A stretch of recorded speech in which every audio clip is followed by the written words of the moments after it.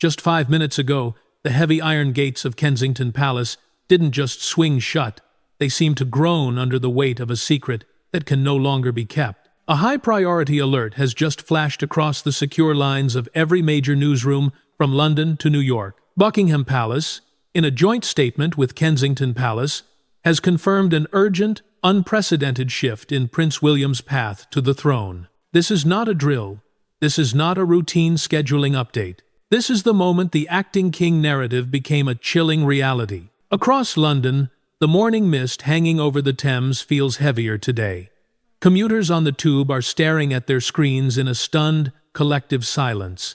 In the heart of Washington, D.C., analysts are already scrambling to understand what this means for the special relationship, for the Commonwealth, and for the very survival of the 1,000-year-old institution we call the British monarchy. The man who was supposed to have years, perhaps decades, to prepare for the heavy burden of the crown has just been told that his countdown has reached 0. Inside the private apartments of Kensington Palace, the atmosphere is electric with a tension you could cut with a knife. Prince William stands at a floor-to-ceiling window, looking out over the gardens where he once played as a boy, oblivious to the world's weight.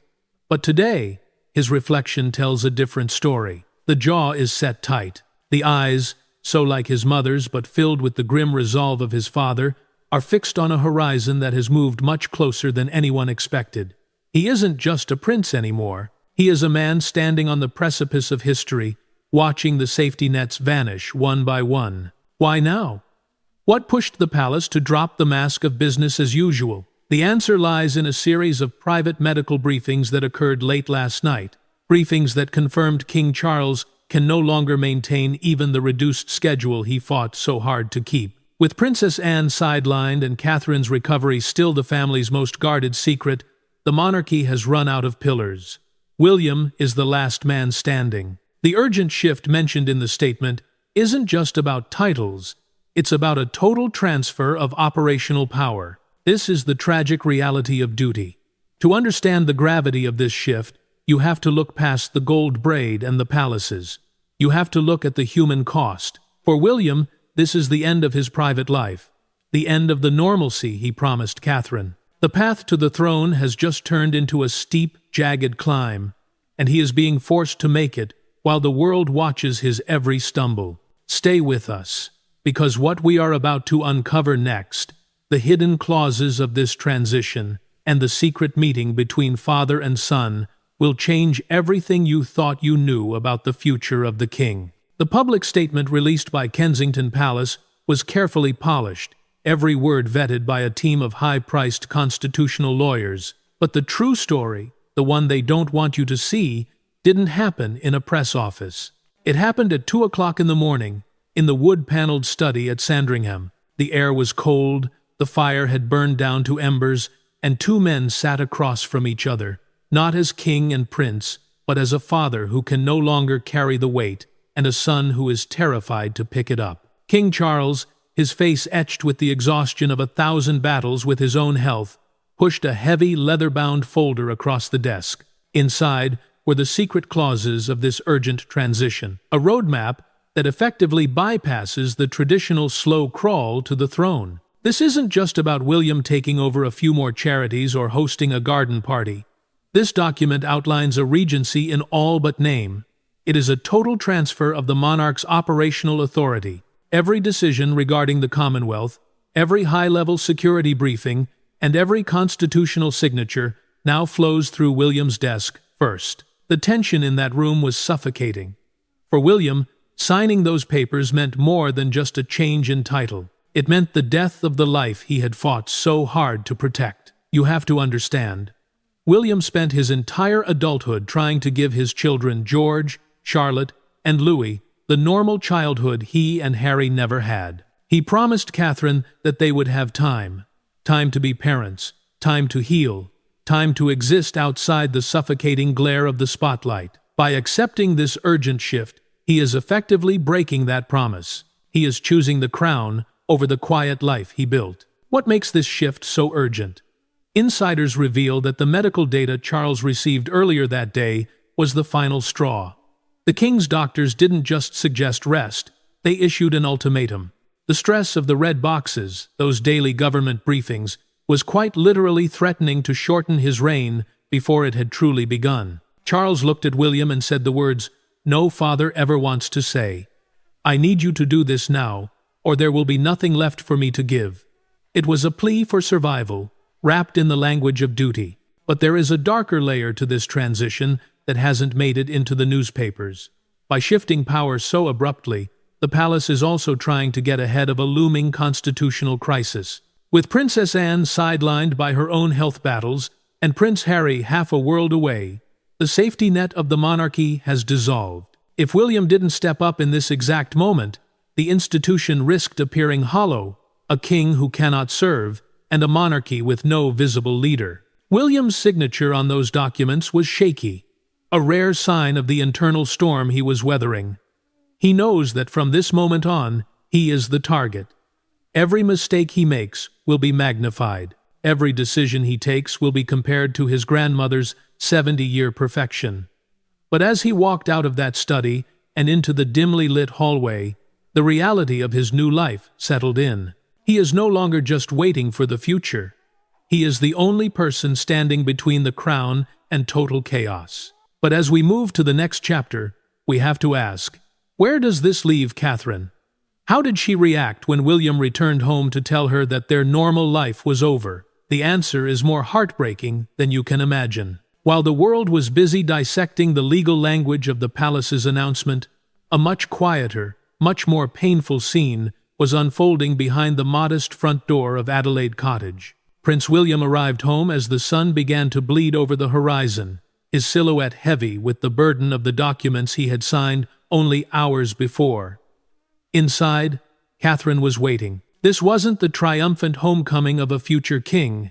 It was the arrival of a man who knew he was about to break the most important promise of his life. You have to remember that for the past year, William and Catherine have been living in a carefully constructed bubble. They fought with every ounce of their influence to keep their family life normal during Catherine's recovery. They wanted the school runs, the quiet evenings, and the distance from the relentless machinery of the palace to be their sanctuary. But as William walked into their private sitting room, the sanctuary felt suddenly, chillingly fragile.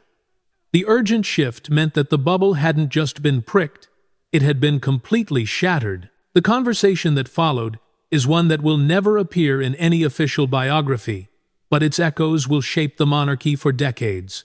William had to look his wife in the eye, a woman who has faced her own health battles with a grace that silenced the world, and tell her that their time had run out. The regency, in all but name, means that Catherine is no longer just a princess recovering in private. She is now the de facto queen consort of a nation in transition. The normalcy they had clung to was sacrificed on the altar of institutional survival. Sources close to the couple describe a moment of profound, heavy silence. It wasn't anger. It was the weight of a shared realization. Catherine, ever the stoic backbone of the family, understood immediately. If the king is failing and the institution is teetering, they are the only ones left to hold the line. But the cost for her is immense.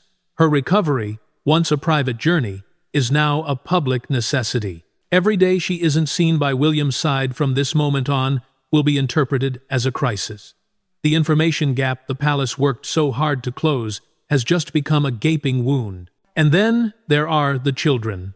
Prince George, a boy who is already beginning to understand the unique destiny that awaits him, watched his father return home with a new, somber energy. How do you explain to a 10-year-old that the path to the throne has suddenly accelerated? How do you tell your children that the quiet weekends and the protected boundaries are being replaced by the cold, hard requirements of the state?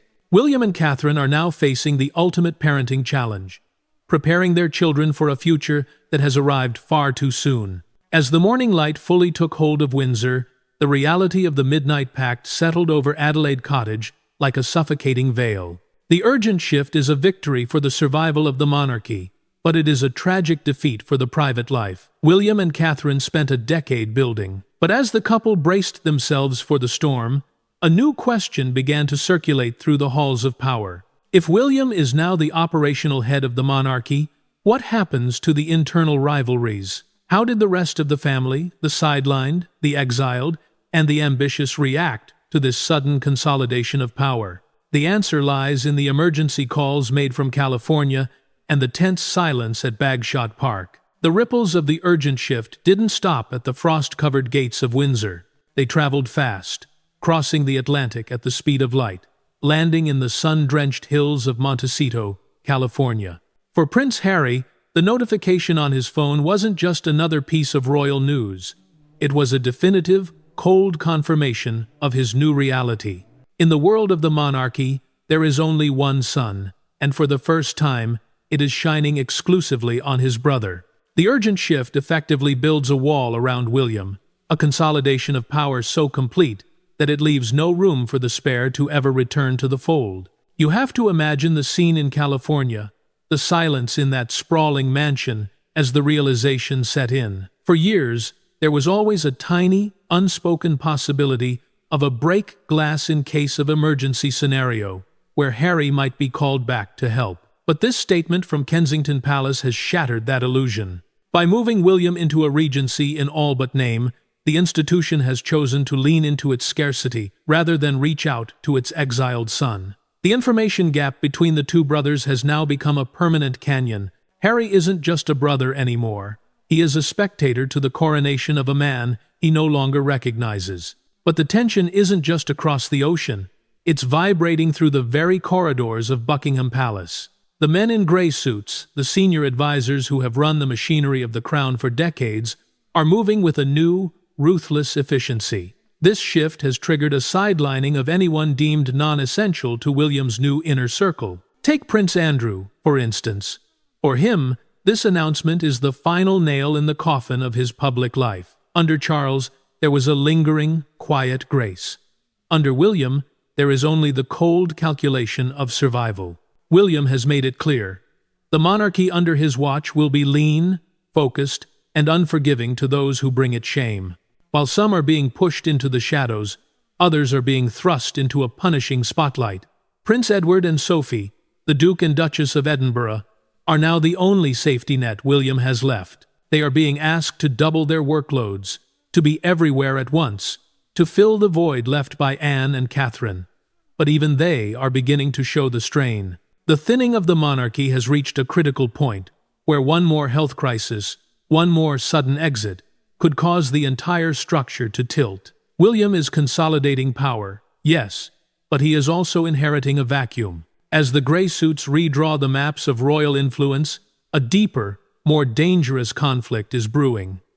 This urgent shift bypasses traditional constitutional norms. It creates a shadow king, while the actual king is still on the throne. Historians are already whispering about the dangers of a dual power structure. If William makes a decision that Charles hasn't fully vetted, who does the government listen to? The urgent shift was meant to provide stability, but it may have inadvertently planted the seeds of a constitutional civil war. As night falls on the first day of this new era, the world is left wondering, what is the first move of this acting king? With all the power now in his hands, which of the monarchy's ancient secrets is William about to confront first? The answer lies in a secret vault at Windsor, a vault that contains the one thing that could either save his reign or destroy it before it truly begins. The first night of Prince William's new reality as the operational head of the monarchy didn't end with a celebration. It ended with a long, solitary walk through the subterranean corridors of Windsor Castle. Away from the flashing cameras and the global headlines, William was led by a single, silent equerry to a part of the castle that doesn't exist on any public floor plan. This is the location of the sovereign's private archives, a temperature-controlled vault that holds the true, unvarnished history of the House of Windsor. For a man who has just undergone an urgent shift in his path to the throne, this vault is where the weight of the crown moves from a concept to a crushing physical reality. As the heavy reinforced door hissed open, William stepped into a space that only his grandmother and father had occupied before him. This wasn't about dusty old letters or historical curiosities. Inside this vault are the active files, the documents that detail the monarchy's most sensitive arrangements, from the true state of the royal finances to the in case of emergency protocols that have been in place since the Cold War. But William wasn't there to look at the past. He was there to confront the first major crisis of his tenure as acting king, a document known only as the Stability Assessment. This secret report, compiled by a select committee of constitutional experts and senior intelligence officers, paints a terrifyingly different picture than the one the palace presents to the world. It reveals that the monarchy is currently at its most vulnerable point in a century. With the king's health failing and the working royals' numbers at an all-time low, the assessment warns of an institutional collapse if the public's trust is shaken by one more scandal or one more sudden exit. William looked at the data and realized that his urgent shift wasn't just a promotion. It was a desperate salvage operation. His first major decision as the acting king lay in a folder marked with the sovereign's personal seal. It concerned the future of the royal estates and the massive, often criticized, sovereign grant. For years, Charles had planned a slow, methodical modernization of these assets. But the urgent shift has stripped away the luxury of time. William is now faced with a choice that could either save the monarchy's reputation or alienate the very aristocracy that has supported it for centuries. He must decide whether to execute a radical downsizing of the royal footprint, selling off historic properties, and turning the monarchy into a lean, public-facing service, or to maintain the traditional grandeur that many believe is the only thing keeping the institution relevant. Standing alone in that vault, surrounded by the ghosts of kings and queens who had faced similar crossroads, William felt the true meaning of sovereign isolation. There is no committee for this. There is no gray suit who can take the blame if this goes wrong. Every signature he places on these documents, from this moment forward, carries the full weight of the future. The urgent shift has placed him in a position where he is no longer just the face of the future. He is the architect of it, and the blueprint he chooses will determine if there is a monarchy left for Prince George to inherit. As he finally left the vault and emerged into the cold night air of the Windsor quadrangle, William's eyes were different. The uncertainty of the previous hours had been replaced by a grim, focused clarity. He had seen the truth behind the mask, and he knew that the era of never complain, never explain was officially dead. To survive, the monarchy must now transform. But as he prepared to issue his first executive order, a new shadow appeared on the horizon. A leak from within the very vault he had just exited suggests that not everyone in the palace is loyal to the new acting king. A betrayal is brewing, and it's coming from the one place William thought was safe. The morning after his visit to the Windsor vault, Prince William did not wake up to the quiet comfort of Adelaide Cottage. Instead, he found himself in the high-stakes war room of Kensington Palace, surrounded by a skeleton crew of his most trusted advisors. But as he looked around the room, the silence felt different.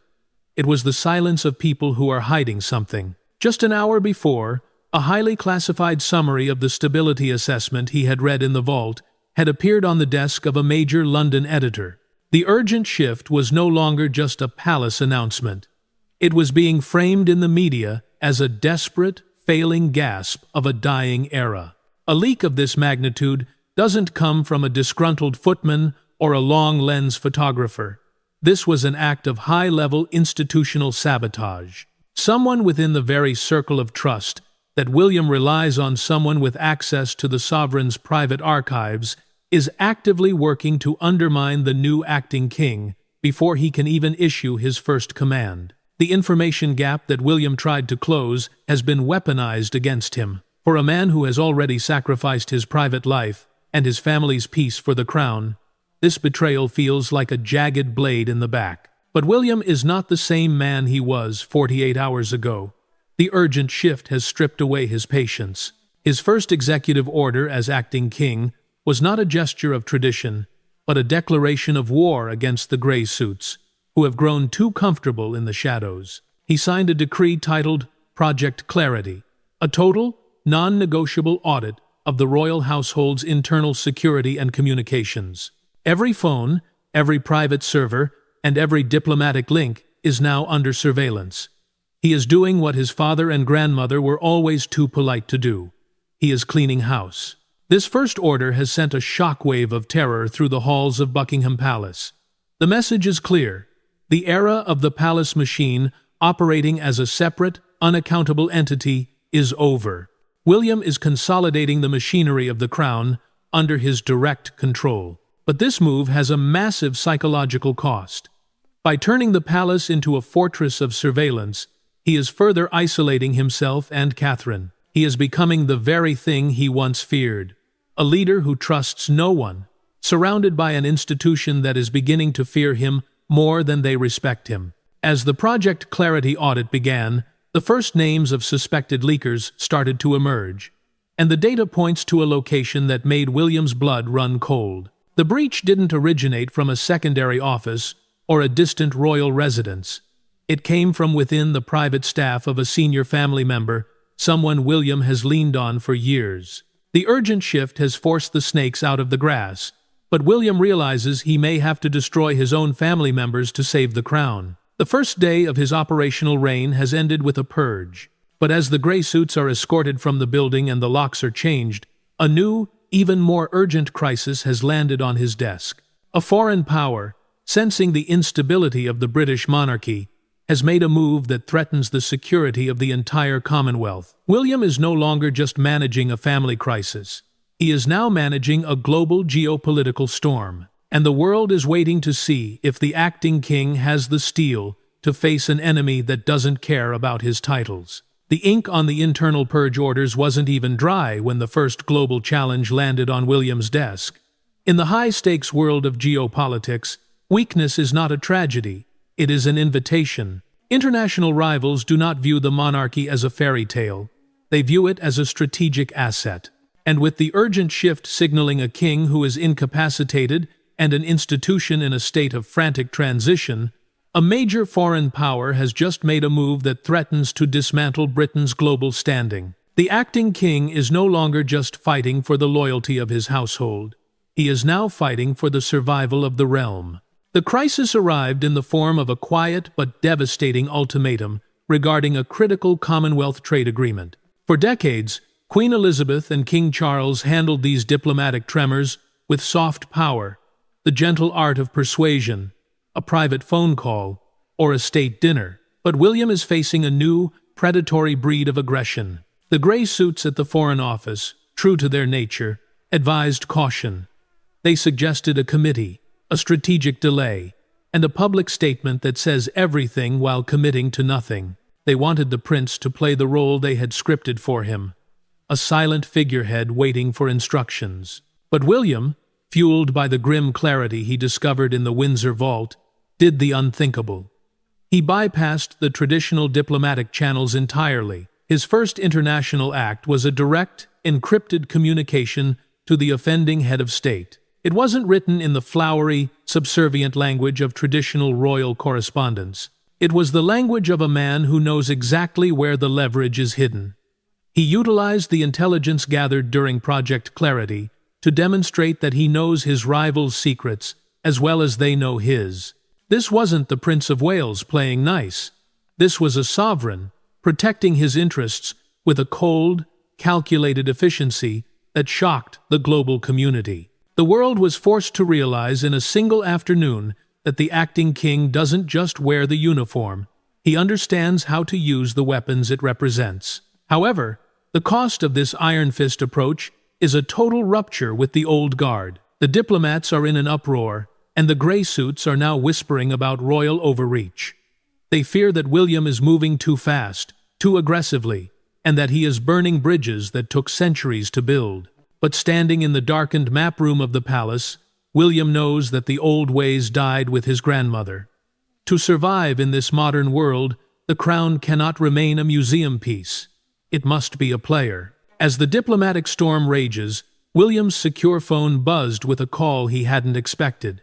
It was an encrypted line from a location that shouldn't even have his new number. A voice he hadn't heard in over a year, filled with equal parts desperation and warning, told him that the diplomatic crisis was merely a distraction. The real threat isn't coming from overseas.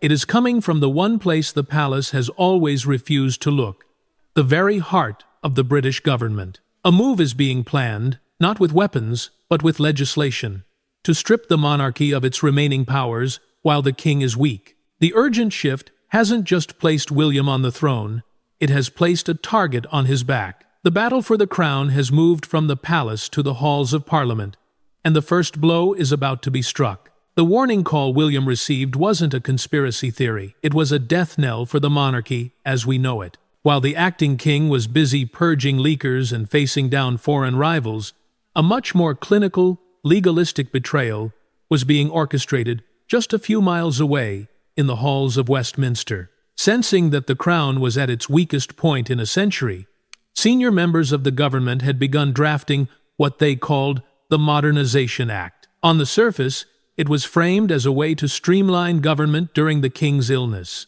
In reality, it was a legislative guillotine designed to strip the sovereign of the royal prerogative, the final powers that allow the king to oversee the government. For William, this is the ultimate nightmare. He has already sacrificed his family's peace to take on the urgent shift, only to find that the government he is serving is trying to turn him into a golden ghost, a figurehead with no voice, no power, and no purpose.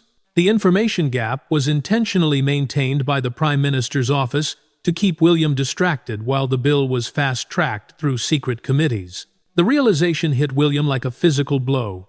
He isn't just fighting for his father's legacy. He is fighting for the right of the monarchy to exist as anything more than a tourist attraction. The confrontation took place in a windowless briefing room at the palace. William summoned the Prime Minister for an unscheduled meeting, an act that in itself was a breach of traditional protocol. The air was thick with the scent of old paper and cold ambition. The Prime Minister, a politician who had always played the role of a loyal servant to the crown, didn't flinch. He spoke about efficiency, about the will of the people, and about the necessity of clarity during a regency.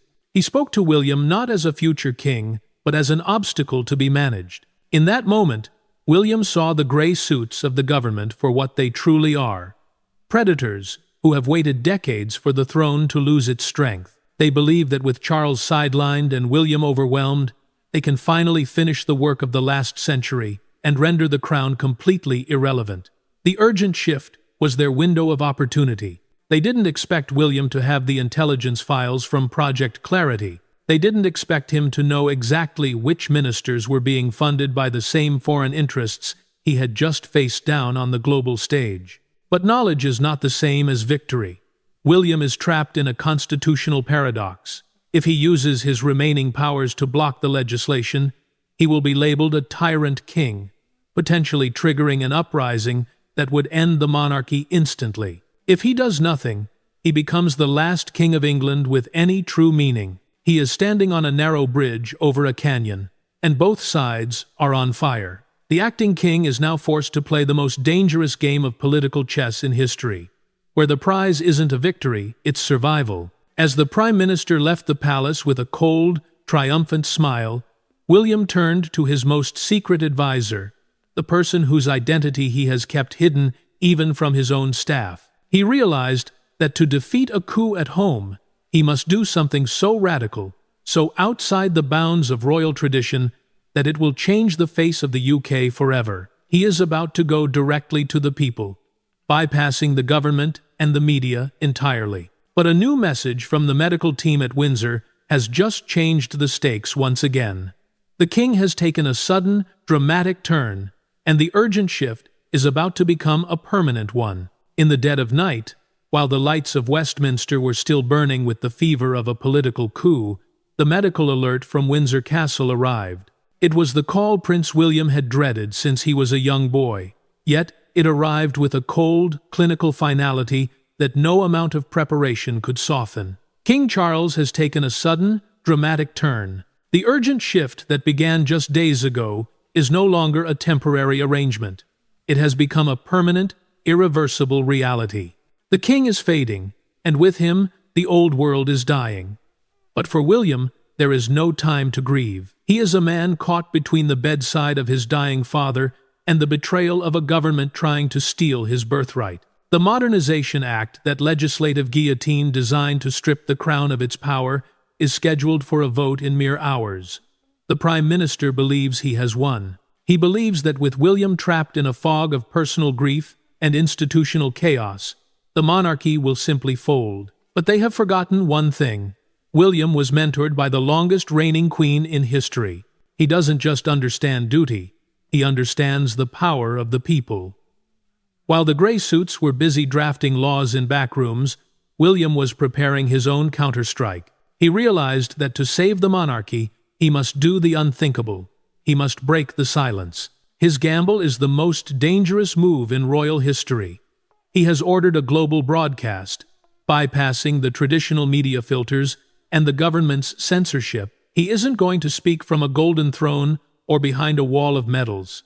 He has decided to speak to the world from the modest sitting room of Adelaide Cottage, with Catherine by his side. The information gap that has fueled rumors and conspiracy theories is about to be closed by the only person who has the authority to speak the truth. He is going to tell the world about the king's health, about the betrayal at Westminster, and about the new vision for a monarchy that serves the people, not the politicians. The tension within the palace is at a breaking point. Senior advisors have pleaded with him to stop, warning that this direct-to-audience strategy will trigger a constitutional earthquake. They fear that by revealing the government's treachery, he is starting a civil war. But William's resolve is iron. He knows that if he doesn't act now, there will be no monarchy left to defend. He is leveraging the heart-to-heart connection his mother, Diana, once had with the world, a power that no legislation can touch. He is betting everything on the belief that the public's loyalty to the family outweighs their loyalty to the political machine. As the technicians set up the lights and the countdown to the broadcast begins, the heavy silence of Windsor Castle hangs over William. He has just come from his father's side. The king's last words to him were a whisper, a final passing of the torch that was more about love than power. William is now standing on the threshold of his own era. The acting king is about to become the people's king. But as the red light on the camera flickers to life, a final, shocking piece of intelligence has reached him. The betrayal goes deeper than the government. The source of the leaks, the person who has been feeding the Prime Minister his ammunition, has finally been unmasked. And the name on the report is someone William trusted with his life. The red light on the camera flickered to life, and in that instant, the 1,000-year-old silence of the monarchy was shattered forever. Prince William did not look at the lens as a royal subject. He looked into it as a man whose back was against the wall. But before he spoke his first word to the millions watching, he took one final look at the report on his desk. The name of the ultimate traitor, the source of the leaks, and the architect of the Westminster coup was finally visible. It wasn't a distant rival or a political enemy. It was the one person who had been the gatekeeper of the king's secrets for decades. A senior courtier who believed that William's urgent shift was too radical for the survival of the crown. They had tried to destroy the prince to save the museum, never realizing that William was the only one capable of saving the monarchy itself. William began to speak, and his voice carried a resonance that the world had not heard since the days of his grandmother. He didn't use the scripts prepared by the grey suits. He spoke about the Midnight Pact. He spoke about the king's final battle for health. And he spoke directly about the government's attempt to strip the people of their sovereign's protection. It was a direct-to-audience masterclass that bypassed the Prime Minister's legislative guillotine in a single stroke. As he spoke, the data from Project Clarity began to flood the internet, proof of the political corruption and the foreign influence that had sought to destabilize the UK. By the time he finished, the quiet coup at Westminster didn't just fail. It collapsed under the weight of a public outcry that shook the very foundations of Parliament. The reaction was a tectonic shift in British history. The Prime Minister was forced into an emergency resignation by morning, and the Modernisation Act was withdrawn in a state of absolute disgrace. William had played the ultimate gamble and won. He had used the urgent shift to flush out the traitors, modernize the institution, and solidify his bond with the people. But the victory was bittersweet. As the sun began to rise over Windsor Castle, the final medical update arrived. King Charles, seeing his son's triumph, and knowing the crown was finally in safe, iron-willed hands, had peacefully passed the baton. The era of the acting king was over. The era of King William V had begun. Standing on the balcony of Buckingham Palace later that afternoon, not for a jubilee or a wedding, but to acknowledge a nation in transition, William felt the cold weight of the sovereign's ring on his finger. Beside him stood Catherine, the reset of the monarchy, her presence a symbol of the resilience that had carried them through the storm. They looked out at a crowd that was no longer just cheering for a celebrity, but standing for a leader who had fought for them in the shadows.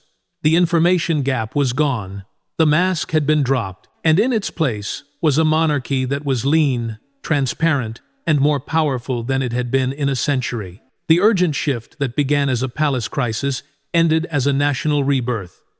William had entered the Windsor vault as a prince burdened by history, and he emerged as a king who had written his own. He had proven that the crown is not a museum piece to be managed by grey suits, but a living, breathing shield for the people. As the bells of Westminster Abbey began to toll, marking the end of one reign and the definitive start of another, the world realized that the survival of the House of Windsor wasn't a miracle, it was a choice made by a son to save his father, and a king to save his kingdom. The path to the throne was no longer a mystery. It was a paved road leading into a new, uncharted future.